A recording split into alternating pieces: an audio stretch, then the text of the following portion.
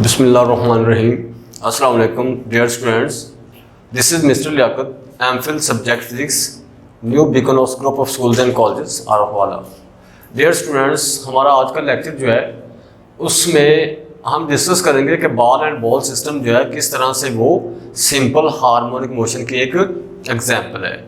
तो इस वीडियो में सबसे पहले मैं वाइब्रेटरी और ऑसिलेटरी मोशन का एक बार फिर से जो है बता देता हूँ कि किस तरह से ये सिंपल हार्मोनिक मोशन जो है वो वाइब्रेटरी और ऑसिलेटरी मोशन की एक एग्जाम्पल है, यह एक स्पेशल काइंड है इसकी। सबसे पहले वाइब्रेटरी और oscillatory motion, to and fro motion और बैक एंड फोर्थ मोशन, किसी भी बॉडी की अपनी मेन पोजीशन से इधर उधर या आगे पीछे की जो हरकत है उसको हम वाइब्रेटरी और ऑसिलेटरी मोशन का नाम देते हैं।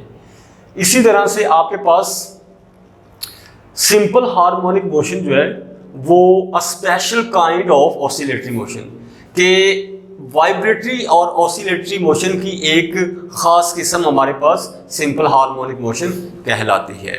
उसके बाद मैं यहाँ पे एक डेफिनेशन जो है रीस्टोरिंग फोर्स क्या है। रीस्टोरिंग फोर्स के वाले से फोर्स दैट पुश और pulls the object to performing oscillatory motion about its mean position, कि आपके पास रिस्टोरिंग फोर्स जो है वो फोर्स होती है जो किसी भी ऑब्जेक्ट को अपनी मेन पोजीशन से आगे पीछे वाइब्रेटरी मोशन परफॉर्म करने पे मजबूर करती है। मींस कि उसको पुश और पुल्स, पुश उसको धकेलती है एंड पुल्स खींचती है, यानी ऐसी फोर्स रिस्टोरिंग फोर्स जो किसी भी ऑब्जेक्ट को अपनी मेन पोजीशन से आगे पीछे वाइब्रेटरी मोशन परफॉर्म करने पे मजबूर करे, आपके पास वो रिस्टोरिंग फोर्स कहलाती है। तो चलते हम, हमारा जो आज का जो टॉपिक है ball and ball system is an example of simple harmonic motion, कि बॉल एंड बॉल सिस्टम जो है किस तरह से वो एक सिंपल हार्मोनिक मोशन की एग्जांपल है। तो सबसे पहले आप इसकी फिगर में जाके देखें, ये आपके पास बॉल, उसका बॉटम, ठीक है, और इसके अंदर एक बॉल जो है वो रखा हुआ है, ठीक है। बॉल उसका बॉटम है, आपके पास सामने दिखाया जा रहा है, और उसके बॉटम में एक बॉल जो है वो रखा हुआ है। अब आपके पास बॉल जो है उसका वेट डाउनवर्ड अमल कर रहा है, W is equal to mg उसका वेट, और उसका जो बॉटम है उसने एक रिएक्शन प्रोवाइड किया हुआ है। जितना बॉल का वेट डाउनवर्ड अमल कर रहा है उतना ही बॉटम ने, प्याले के बॉटम ने उसको जो है ऊपर रिएक्शन प्रोवाइड किया हुआ है। और हम जानते हैं according to Newton's third law of motion, to every action there is always an equal but opposite reaction. तो जितना वेट डाउनवर्ड अमल कर रहा है उतना ही रिएक्शन अपवर्ड अमल कर रहा है। तो यहाँ पे आपके पास जो नेट फोर्स होगी F इज इक्वल टू 0, आपके पास force F is equal to 0, तो नेट फोर्स आपके पास इस कंडीशन में यहाँ पे 0 होगी। अच्छा, अब हम क्या करते हैं, हम इस बॉल को उठा के एक एक्सट्रीम पोजीशन पे लेके जाते हैं। ये आपके पास मेन पोजीशन, ए आपके पास एक्सट्रीम पोजीशन। तो जब हम बॉल को उठा के एक एक्सट्रीम पोजीशन ए पे लेके जाते हैं और वहां पे उसको जाके रिलीज करते हैं, तो वो बॉल जो है वो वापस मेन पोजीशन ओ की जानिब आना शुरू कर देता है। अब जरा बात समझिएगा कि जब पोजीशन ओ पे था तो हमारे पास उसका motion of ball at position O, weight acting downward, reaction by the ball upward and net force is 0। तो ये तीन चीजें मैंने आपको यहाँ पे बताया कि जब उसका वेट डाउनवर्ड अमल कर रहा है, रिएक्शन अपवर्ड है, तो नेट फोर्स 0 होगी। उसके बाद हम इसको एक्सट्रीम पोजीशन पे लेके गए, वहां से हम जब इसको रिलीज करते हैं, छोड़ते हैं, तो ये वापस मेन पोजीशन ओ की जानिब आना शुरू करता है ड्यू टू इट्स वेट। इसका वेट जो है एक्सट्रीम पोजीशन ए पे वो रिस्टोरिंग फोर्स के तौर पे काम कर रहा है, और बॉल जो है वो रिस्टोरिंग फोर्स के ज़रिए असर वापस मेन पोजीशन ओ की जानिब आना शुरू कर देता है।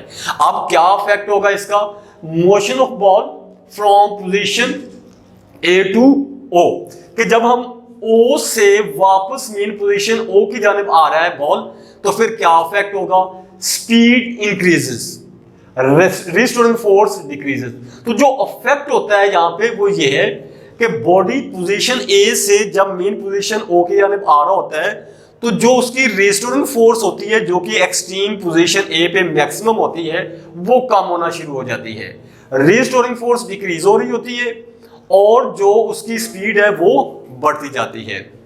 अच्छा, जब वो बॉल मेन पोजीशन ओ तक आता है तो उसकी speed maximum, restoring force minimum होती है। इनर्शिया की वजह से बॉल यहाँ पे रुकता नहीं बल्कि आगे की जानिब एक और पोजीशन बी की जानिब जाना शुरू कर देता है और पोजीशन बी जो है वो भी एक्सट्रीम पोजीशन है आपके पास। अच्छा, अब क्या इफेक्ट होगा जब बॉल ओ से एक्सट्रीम पोजीशन बी की जानिब जा रहा होता है तो जो इफेक्ट है वो हम देखते हैं, speed of the ball decreases, restoring force increases. तो मेन पोजीशन ओ से एक्सट्रीम पोजीशन बी की जानिब जाते हुए बॉल की जो स्पीड है वो कम होती जाती है और रिस्टोरिंग फोर्स जो है वो उसकी बढ़ती जाती है।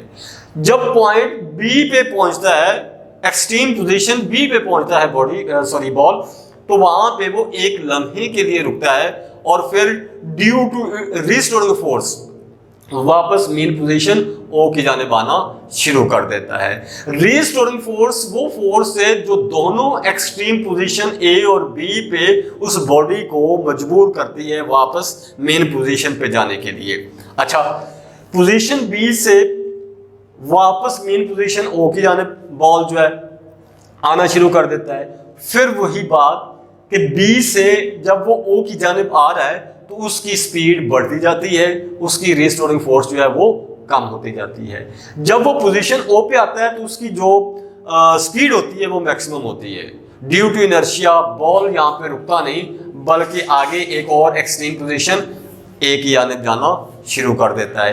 ए से फिर वापस वही प्रोसीजर, मेन पोजीशन ओ से आगे बी से फिर वापस मेन पोजीशन ओ और फिर ए तक। तो इस तरह से एक बॉल प्याला जिसके बॉटम में एक बॉल रखी हुई है और वो मेन पोजीशन ओ से आगे पीछे ऑसिलेटरी या वाइब्रेटरी मोशन परफॉर्म करती रहती है जिसको हम सिंपल हार्मोनिक मोशन का नाम देते हैं।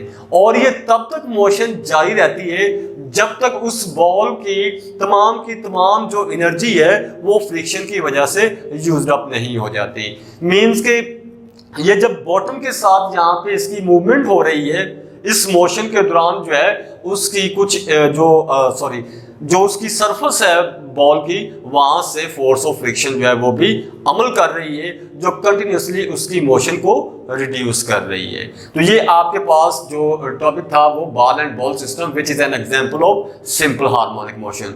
तो आज के लिए इतना ही। इंशाल्लाह नेक्स्ट जो है वो हम सिंपल पेंडुलम जो है वो एक एग्जांपल है सिंपल हार्मोनिक मोशन की, तो सिंपल पेंडुलम के हवाले से हम बात करेंगे। Thank you so much. अल्लाह हाफिज़।